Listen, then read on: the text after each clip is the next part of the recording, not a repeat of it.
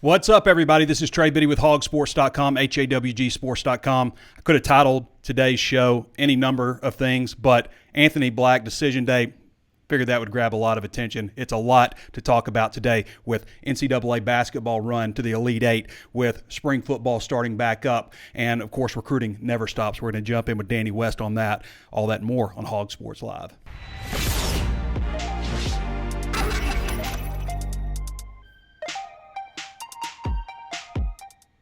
Your eyes got wide when you saw that Anthony Black title. We're going to talk about that, of course. I'm going to get to that in a minute. We would be talking with Curtis Wilkerson on that, but he's in transit right now, coming back from San Francisco. I'm sure all of you guys enjoyed Curtis's coverage over the past several weeks. He went from Tampa to Buffalo to San Francisco. Didn't get a chance to go to New Orleans, unfortunately. I don't think that diminishes anything that Arkansas did. The turnaround that they had this season was absolutely remarkable. Going back to January, they ran into a better team that was peaking at the right time in Duke. The good news for Duke, as I tweeted after the game, is that Arkansas always seems to lose to the eventual national champions. So all you can say is good luck to Duke, right? And know that things are on the horizon for Arkansas basketball, looking pretty positive. So, but at the same time, we're going to move into discussion about next year a little bit, and we're going to talk about some of the things going on with recruiting and the All-America game, Anthony Black's decision.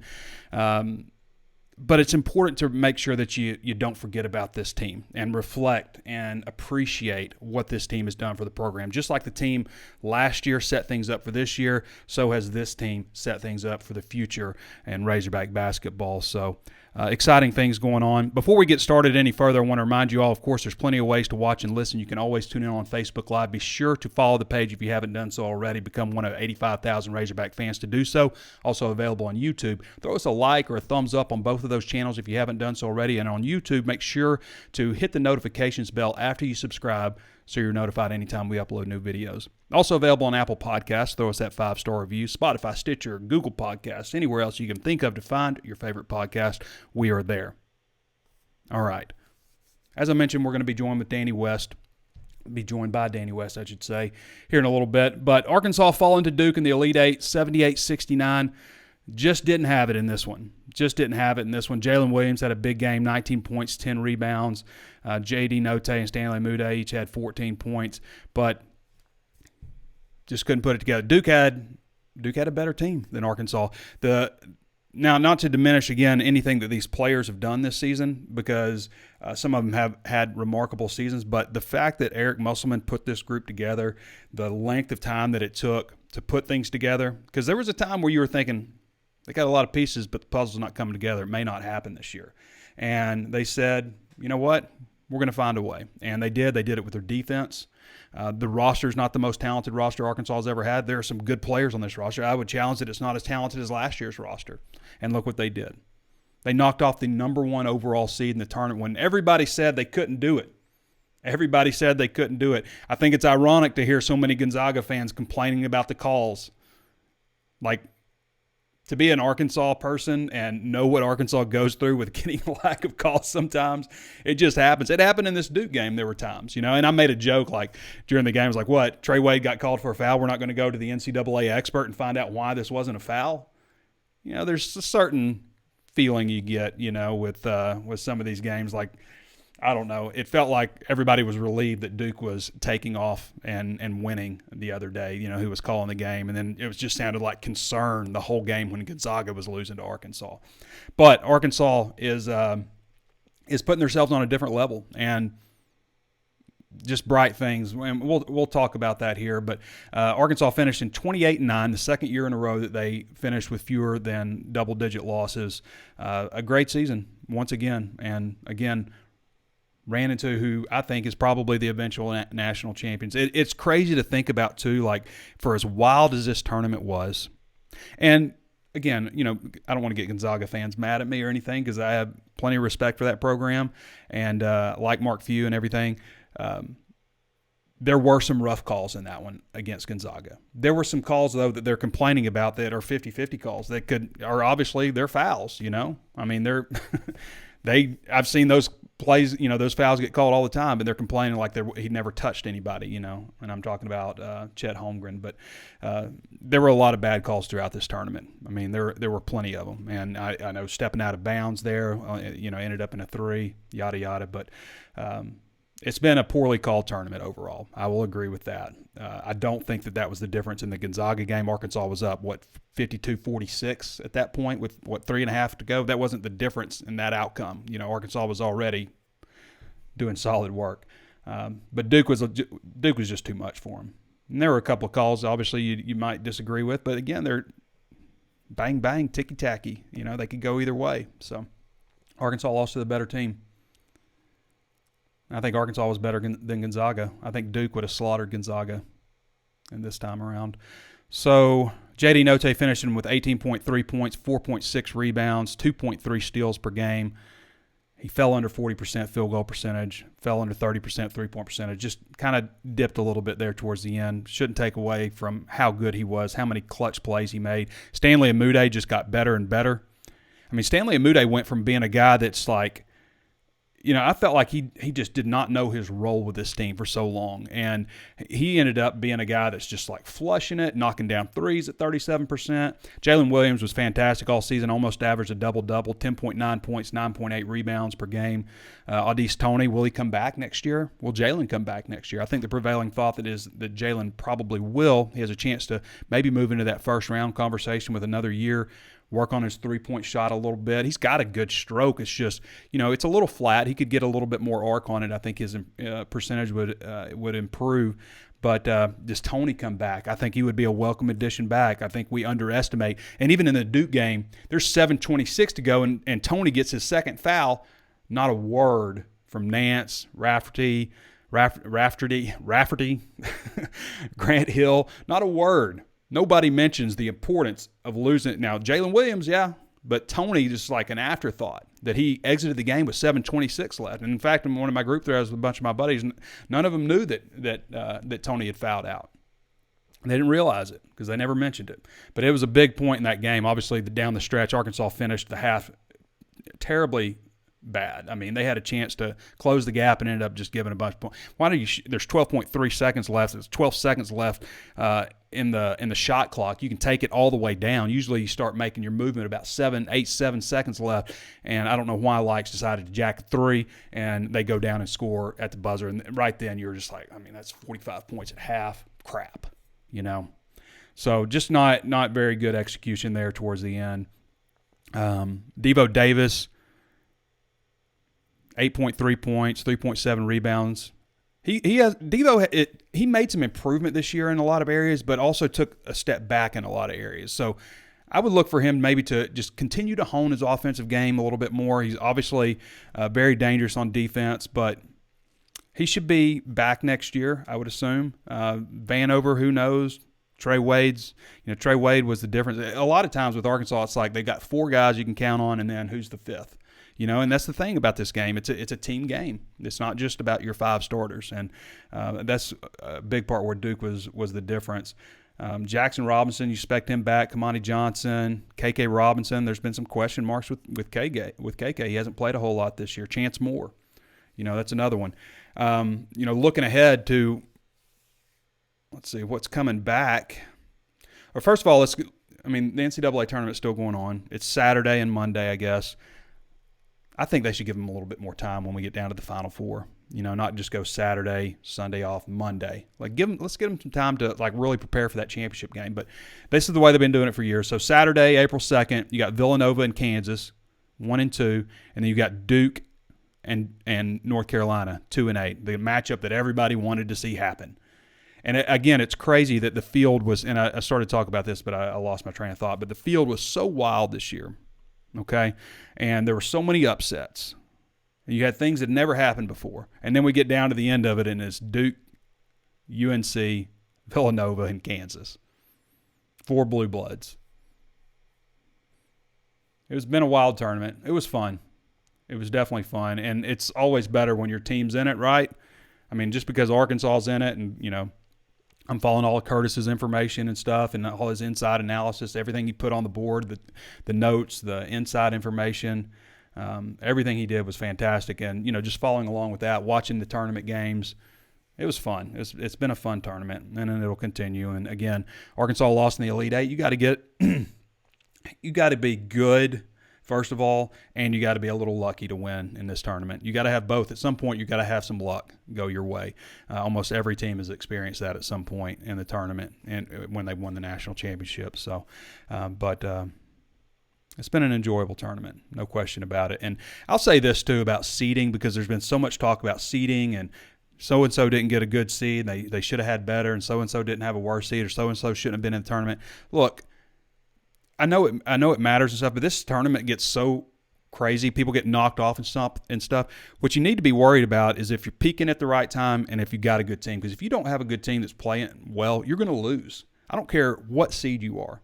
You're going to lose if you're not playing well. And I know the statistics when you go down and break it out, it plays pretty well. 1 versus a 16, it's very unlikely to happen. 2 versus a 15, slightly more likely to happen. 3 versus 14, slightly more. I mean, it's amazing how accurate that is from a percentage standpoint, your chances of getting knocked off. But, I mean, when you get past that, like, you're playing a good team.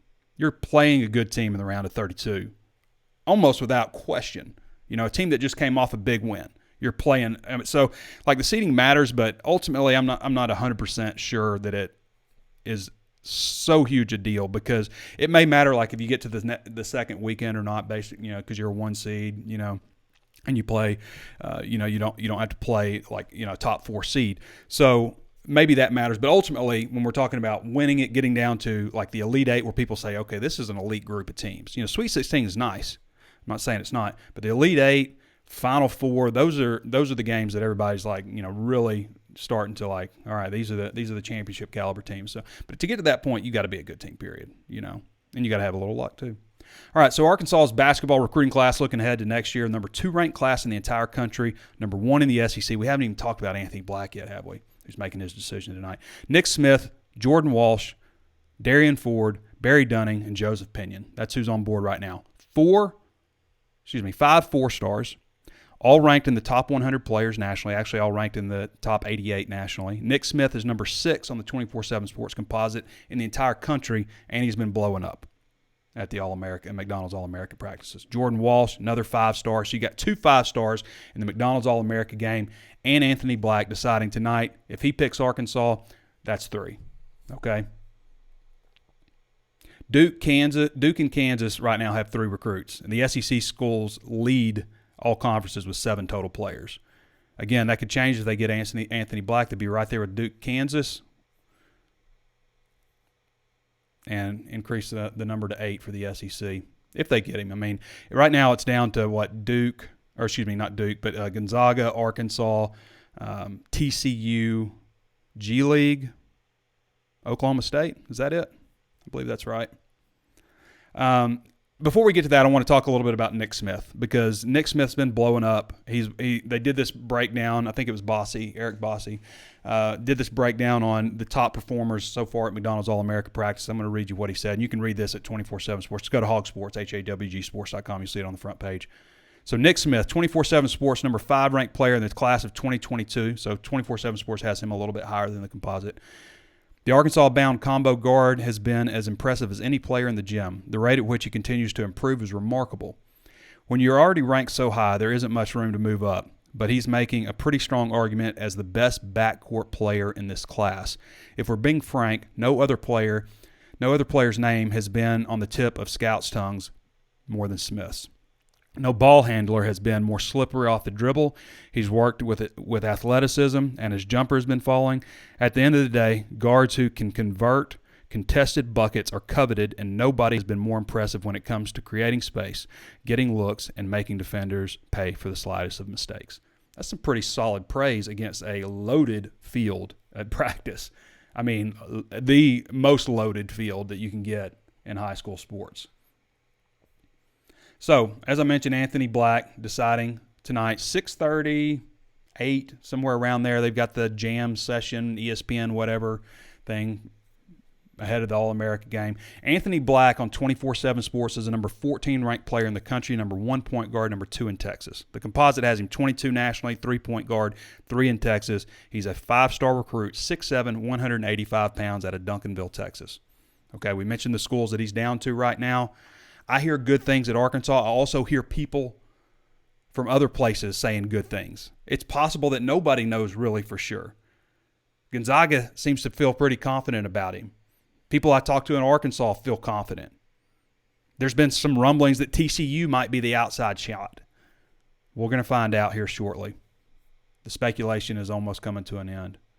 By the way, did you guys enjoy Curtis's coverage from the postseason? I just thought he did a fantastic job. If you notice, I didn't do any videos afterwards. After the games and stuff, Curtis did everything. I thought he did a great job with the stand-ups. One time there was a fight between some guy and police officers in the background. He held strong and completed. I thought he did a great job in his coverage. Not just like, his tail of the tape breakdowns, just his regular press conference reviews, all that kind of stuff.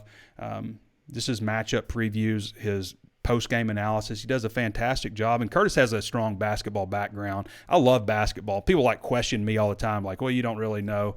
I mean, I play basketball all the time.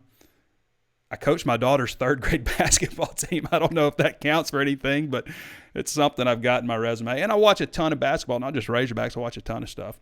I love basketball, but Curtis just takes it to another level just because of his background being, played in college on the NAIA level, was a former coach in college, NAIA level again, trainer, athletic director, was interim head coach for a little while, worked for Busting Brackets, a bunch of other stuff. And he just brings so much knowledge, as really taken our coverage in basketball to another level. I'm hoping that's going to be the case also with our man Andrew Ellis when it comes to baseball, because baseball is also in full swing. What is Arkansas, 8-4, 8-5 right now, something like that in baseball? But anyway, we're all watching Anthony Black. I mean, what's crazy is Duke, it will be a smidge ahead of Arkansas still in the class rankings. Arkansas will be number 1, and Duke, I think last time I did the class calculator, Arkansas, if they get Anthony Black, will still be number 2, barely. So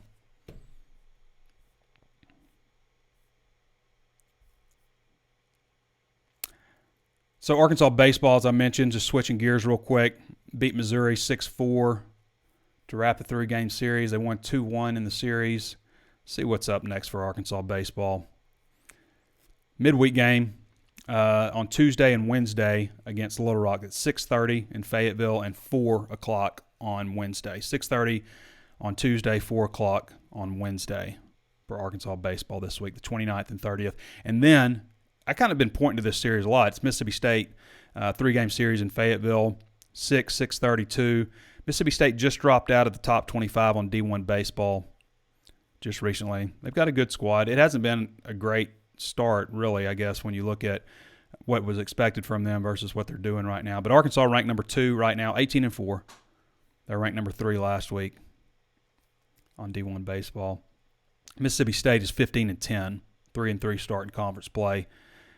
They just wrapped up. I think they won 2-1 against Georgia in that series. Or was it Georgia? No, it was Alabama. Excuse me. Alabama. So 7-6, 8-7, and then lost 2-6. So they went 2-1 last time out. They played Memphis in a midweek game on Tuesday. Just one game. Where are we at now? I'm going to get to Danny at the end of the show today.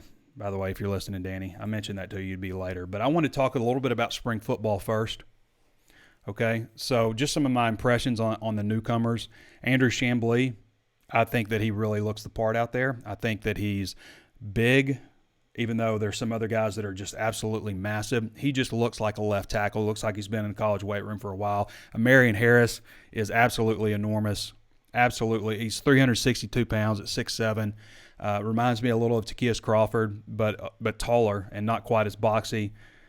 Quincy McAdoo. I've just seen McAdoo out there a little bit. He's wearing number 81. I haven't seen him out there a whole lot. Rashad DeBinion, I initially said that he reminded me a little bit of TJ. I think he's actually a little bit bigger than TJ Hammonds, but I said he reminded me size-wise of TJ, but I think he's actually a little bit bigger. He's shown some good quickness. Sam Pittman's been pleased with him so far. see who else. Anthony Brown, I've seen him. Anthony Brown has gotten a lot of action. Like, he's up there with the second group running a lot of stuff. But he's gotten a lot of action, a guy that they like in the secondary. Manny Powell's been out, obviously, with a knee injury. Jordan Crook, I think, like when you talk about guys that look like, all right, this is a linebacker that looks like he's going to have a future here. Jordan Crook looks like that guy. Jalen Lewis has done some good things out there. I haven't seen him just a whole lot, but he's a pretty good-sized cornerback, you know. James Joyner, I mentioned, is bigger than I thought he was. He looks like almost as big as Rocket Sanders, like almost as big as Rocket Sanders. So I think, you know, when you see 6 foot 210 and you see him in person too, you never really fully know until they get on campus standing next to other college athletes, right? But Joyner, I think his size is definitely accurate. Good-looking kid. Tyrus Washington, speaking of good-looking kids, I remember, as I mentioned before, maybe on my last show, I saw number 8, and I was like, I had to get my program. I was like, who's number 8? It's good. Kid looks good. It's Tyrus Washington. J.J. Hollingsworth, another guy who's fills that. I mean, 6'4", 250 is what he's listed at. I would say he's all of it. Broad shoulders, good build, a little bigger than I thought he was. Dax Courtney's been out. He's there, but he's been out. Caden Henley, I think he's moved well. I would say 6'2" is probably an accurate height for him, 6'2", 225. Saw Max Fletcher kick once. I timed it. It was 4.2 seconds, which is a pretty standard time. Eli Stein's out there also. As for the transfer additions, Latavius Brini, big, thick-bodied safety. I mean, he's not rolling with the first group. I think potentially he could be. Probably going to push Simeon Blair for a starting spot. Seen Cade Fortin, the walk-on quarterback from South Florida, throw a little bit. He's made some good throws, good-sized guy. Dwight McGlothern talks a lot of trash. They want to get him to quiet down a little bit, but he's making sure everybody knows he's there. Really good-looking. I think he's 6'2", 182 is what he's listed at. Really good-looking, put-together cornerback. Good size on him. I think it probably just a matter of time for him. Drew Sanders, I haven't seen him do a whole lot. He's got a bit of a hamstring issue, and I think he's been limited a little bit in team. Looks the part, though, 6'5", 232. Just haven't seen him do a whole lot of stuff. And with linebackers, you really want to see him, start hitting some people. And that just hasn't gone on a lot. Just a couple days, 1 day in pads, I think. Landon Jackson's been out with a knee, and then Jaden Hazelwood has really looked the part too. I thought Sam Pittman, it was interesting. He mentioned, he's like, why is he running so slow? And then he turns on the film later, and he's a long strider and eats up a lot of yards with a single stride. So, but Hazelwood has looked good out there. There's been some other two. I'm not going to go into all the guys, but like Ketron Jackson, I think has a real shot to be really good this year, make a big improvement, a big jump forward, and there's some other guys like that as well. All right, now we're going to get to Danny West. How long have we gone? 23 minutes. That's a good time. That's not too bad. Not too late to get Danny in. All right, for those of you who don't follow Danny West, you can follow him at DannyWest247. Just does a fantastic job for us and has for a number of years covering Razorback recruiting, which, again, all these sports start and stop. You see more influence from Curtis, more influence from me or Andrew, but recruiting just never ends. Danny, how you been, man? I'm good. What's going on? Oh, there's been so much to talk about. I mean, I haven't really completely wrapped up Arkansas's basketball season, so I wanted to talk about that. Big decision tonight for Anthony Black. Does he come to Arkansas?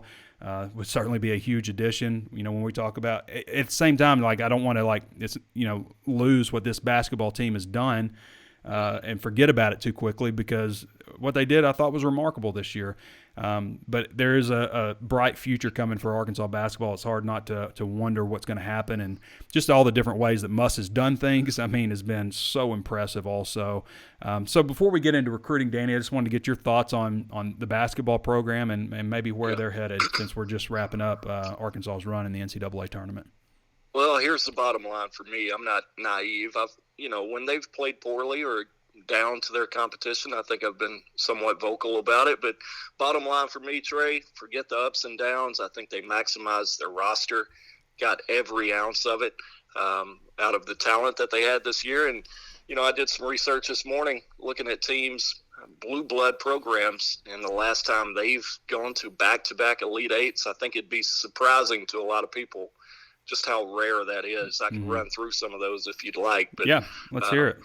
All right. Duke, the last time they've gone back-to-back Elite Eights, 2017 and 18. Kansas, 16 and 17. North Carolina 15-16. Kentucky hasn't done this since 2013 and 14.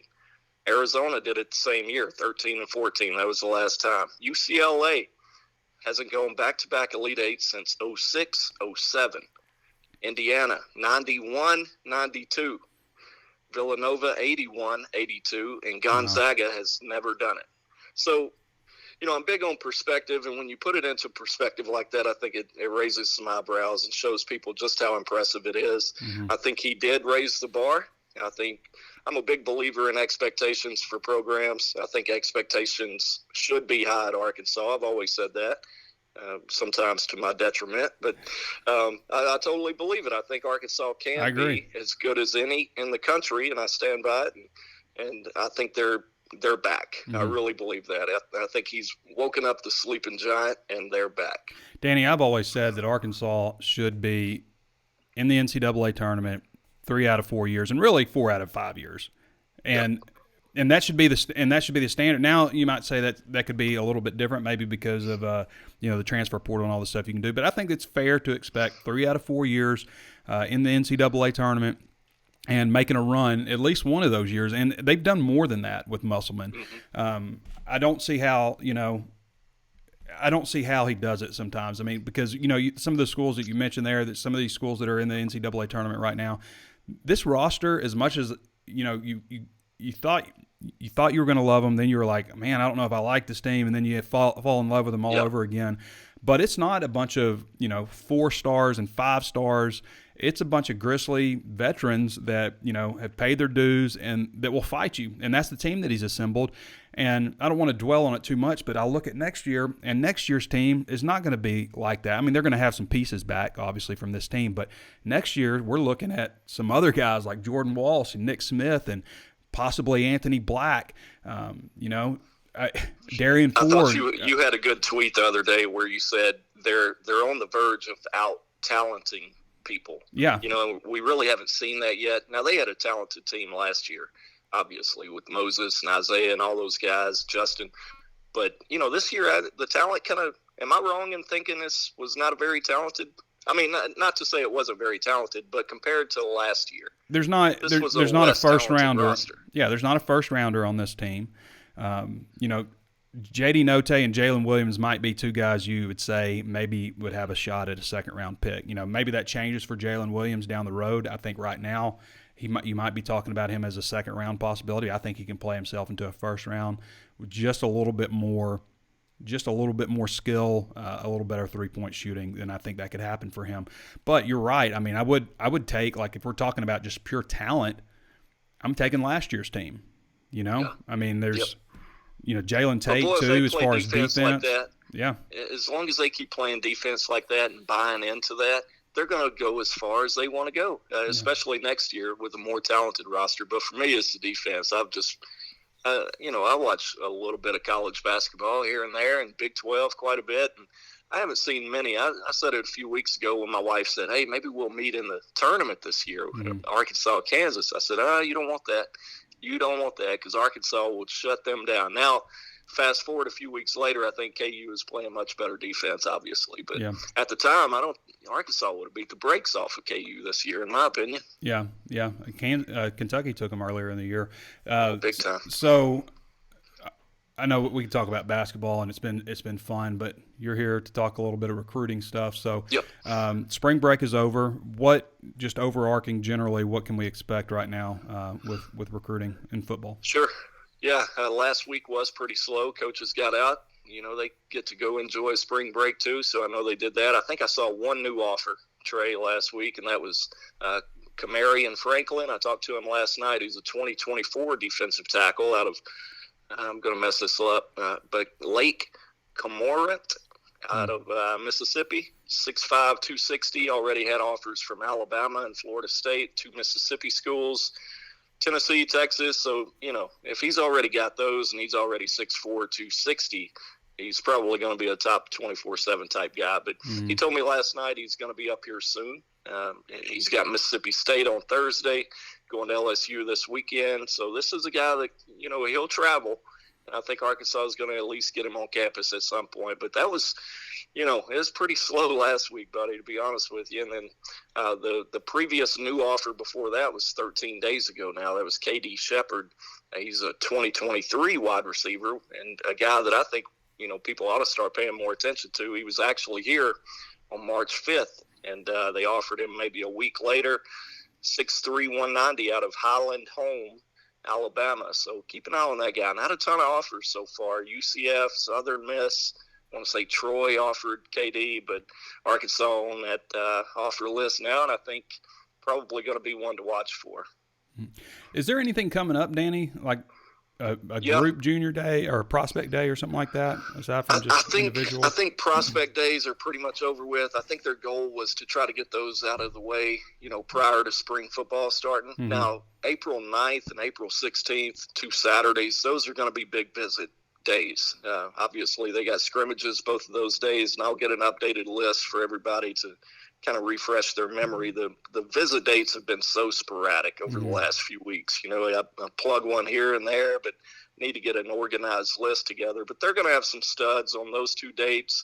Then, of course, the spring evaluation period. We haven't said that in a long time, but that starts April 15th and runs through May 31st, I believe. So that'll be Coach Pitt's first one. Can you believe that? He's going into his 3rd season here at Arkansas, and he's never had a spring evaluation period to get out and go see these guys. So I'm curious what their game plan might be for that. Obviously, they'll still be in full swing in spring ball when that starts on April 15th, but I would imagine they're going to use the back end of that to really get out and spread out some new offers. Everybody does it different. Some coaches will get out and right on that first date on April 15th and get out and see recruits, and then some of them will wait because you only get what is it, 56 evaluation days or something spread out over 2 months, and it's and that's an evaluation day is anytime a coach leaves the campus. It's not like a day, so if 5 coaches leave, that's 5 days right there.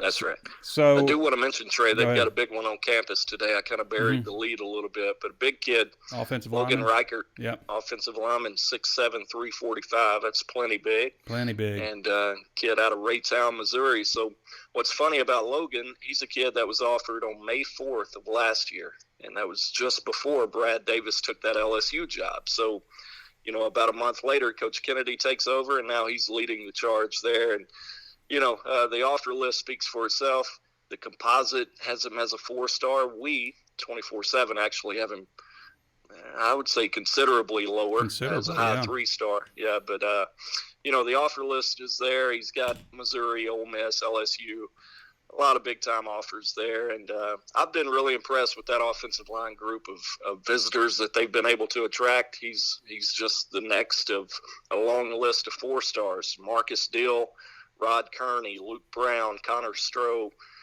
Bryce Lovett, Kobe Keenum out of Alabama, Joe Crocker, Bison Lang, Charles Jagusa, Madden Sanker is going to be here for an official in June. So one after another. Coach Cody Kennedy's doing an outstanding job. I don't know yet which ones they're going to end up with, but I would venture to say this could be their best O-line class since Coach Pitt got here. Danny West joining us with 24/7 Sports, HawgSports.com. You can follow him at Danny West 247.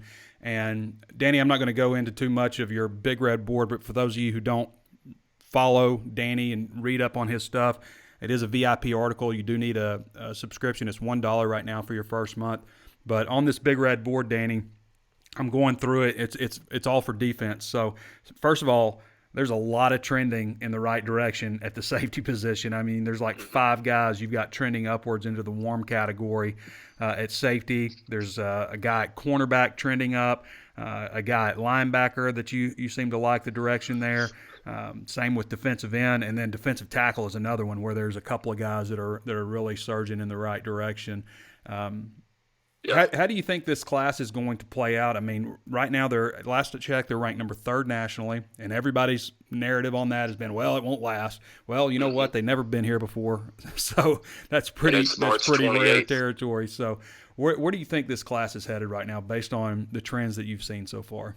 Still trending in the right direction. Now, I'm going to say again, and I think we both know they're probably not going to finish third in the country. Let's pump the brakes a little bit. We're realistic here. I've said for a long time, dating back to last summer, really, Trey, I said this 2023 class has a chance to be the highest rated ever at Arkansas, and I'm sticking with that for now. I think they're very much on pace for that. You talked about some of these DBs. That's what you want to see when you get a new coach in here. Mm-hmm. You can say what you want about Sam Carter. Some people, it depends on who you talk to about him, right? But, I mean, you bring in Dominique Bowman, and, buddy, he hadn't missed a skip yet. He hadn't skipped a beat yet, I guess is the phrase. But he's going after all these Texas guys, which is interesting to me. Tyler Turner, Deldrick Madison. Tyler, by the way, I'm looking for him to be up here in a couple of weeks. Now that's not set in stone yet, but keep an eye on that one. 6 foot 180 out of San Antonio, Brennan High School down there. I think that's one to really, really watch at the safety spot. But Jamel Johnson, a kid who's a 4-star kid. He's committed to Texas. TJ Metcalf, I think, is one to watch coming off of his March 5th visit. They offered his younger brother, which goes a long way in that family based on what I can tell. So, a lot of talent, a lot of new names, and that's kind of what I was hoping to see, after a coaching transition like that. And Deke Adams, I'm not sure people are giving this guy enough credit so far. Maybe it's my fault for not saying it enough. It's your fault, Danny.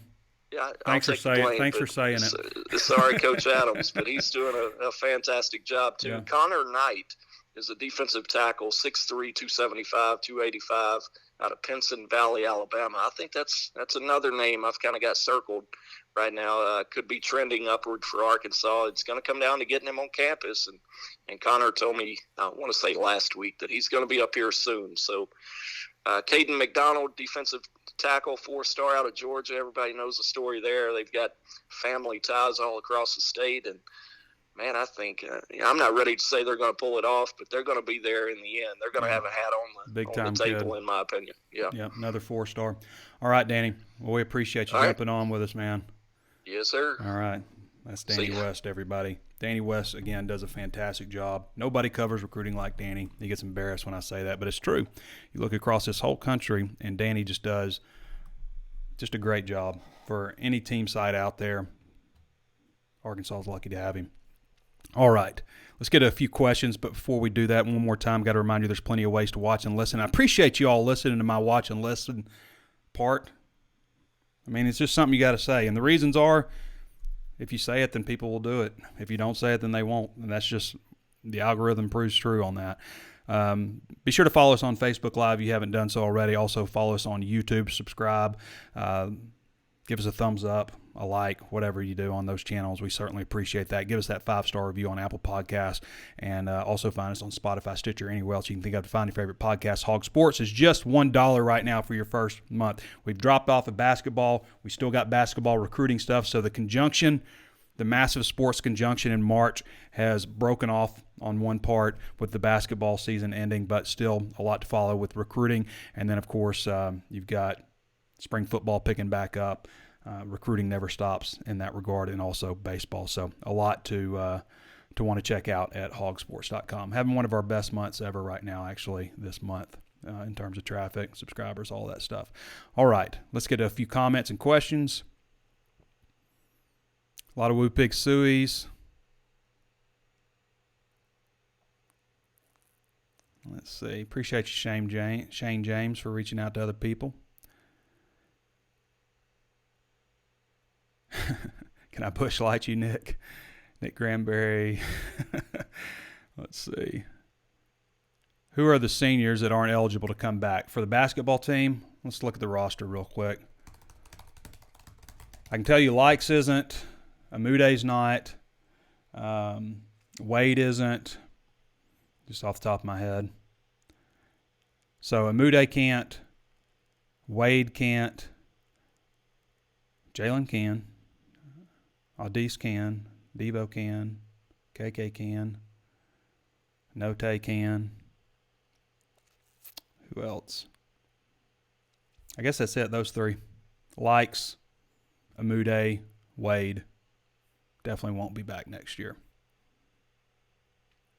Matt Bounce says, if you haven't listened to Bo Madding's interview with Stanley Amude yet, listen to it. What a bright, well-spoken young man that has it going, whatever he chooses to do in life. Was a big fan before. He really came into his own this season. I felt like it took him a while.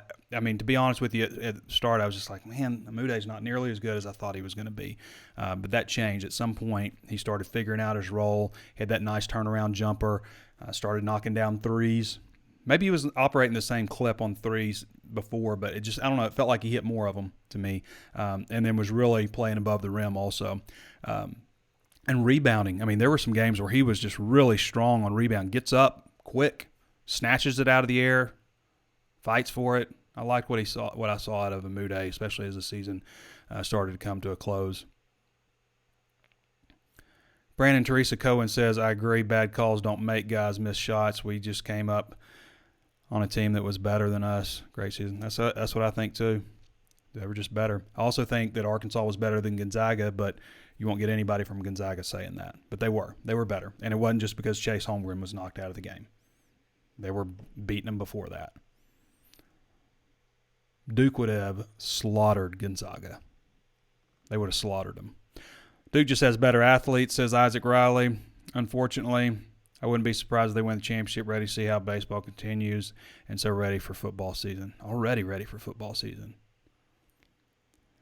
Brandon Malone says, I wish the play-by-play guys would call the games a little more down the middle. The Zags almost made me vomit. Timmy.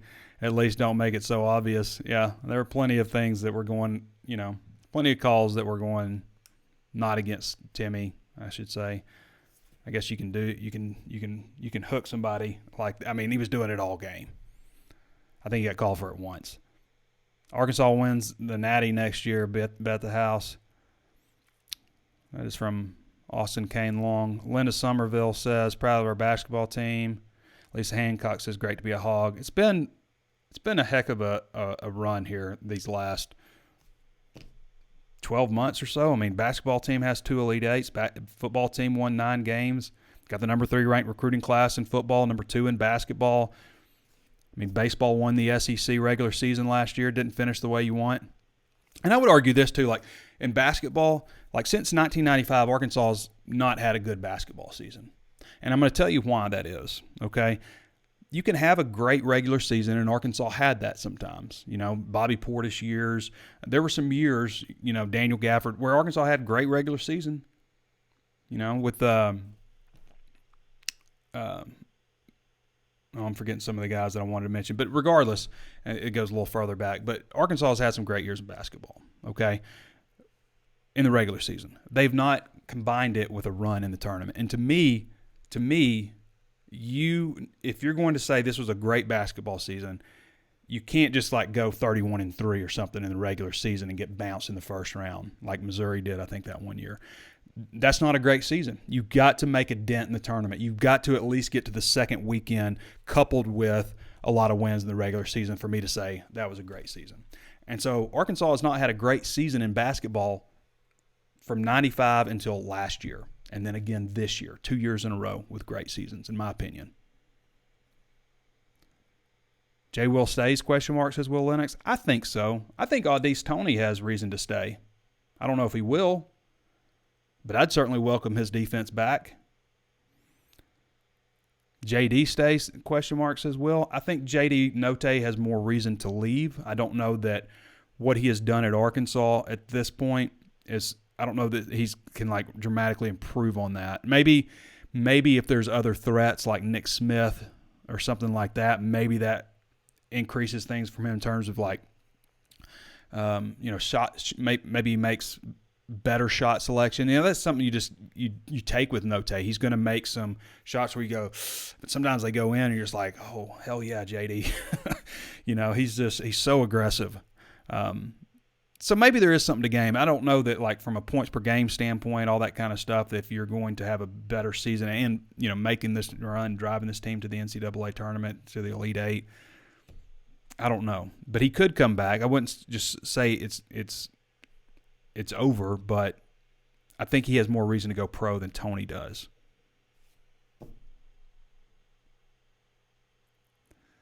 Next football commit, asked Will Lennox. I don't know what the next one would be. Zach Williams says, excited to see football start up. Chris Light says, great year to be a Hog fan. Chris Light says, Rover, Arkansas is watching. Appreciate you, Rover, Arkansas. Daniel Proc says, we always get big recruits when Curtis goes on vacation.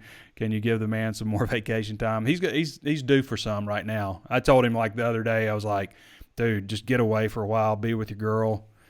I mean, he's been all over the place, so he deserves some. But at the same time, Anthony Black is deciding, I mean, it's hard, but and you got the portal season starting, so hopefully he finds some time, here between when the portal really gets amped up after this Anthony Black decision to take some time.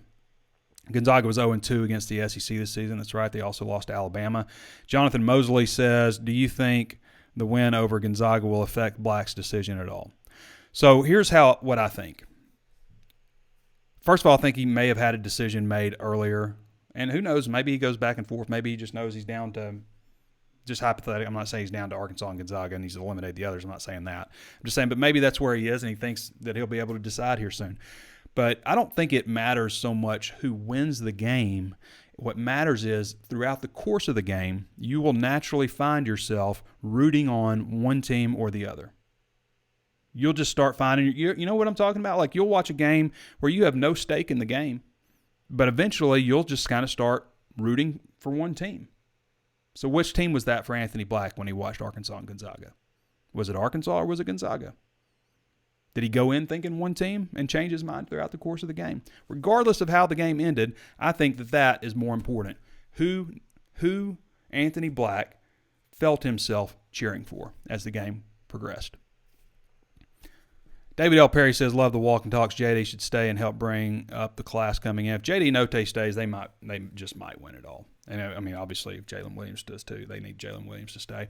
They need some help in the portal too. They need another guy who's a big, who's 6'9" at least, who can either spell Jalen Williams or start alongside Jalen Williams. I mean, kind of right now, I would think based on who we think's coming back, I'd probably say. And dependent on Anthony Black's decision too, but I would say right now, if everything, Jalen Williams is going to start, if Tony comes back, like, kind of heard that he might, Jordan Walsh, Nick Smith, and Debo, who else? I don't know. I mean, Debo didn't start this past season, but he was good enough to start the year before. So who else? If Black comes, then it'd probably be Black, I guess, but, I mean, it's almost pointless to try to put it together because there's work to be done in the transfer portal. I think they probably need another guard. If they don't get Black, I think they definitely need to go find another guard in the portal, need to find another big man. And probably more than that, based on, you're going to lose some guys off this roster. It's just going to happen. So we'll see how it shakes out. All right, everybody. Appreciate you for joining me. We certainly covered a lot of topics today. I don't think I missed on anything I want to talk about, but I'm anxious to get back out there and watch spring football. It's been nice that all that stuff has been open for us to observe. So looking forward to more of that. And appreciate all of you for joining us. Thanks for your questions. Thanks for our people that read our content. Thanks especially to our subscribers who pay for our VIP content. Keep us going. Allow us to do what we do. We appreciate that. Certainly thanks to Danny West for joining us on the show, and we'll be back with you guys. I'm hoping on Thursday. I know I keep saying that, but with the way spring football is going and everything, maybe be a lot more to talk about on a Thursday versus just one day a week. So thanks, Danny West. Thanks to all of you. This has been Trey Biddy with HawgSports.com, and we will catch you next time.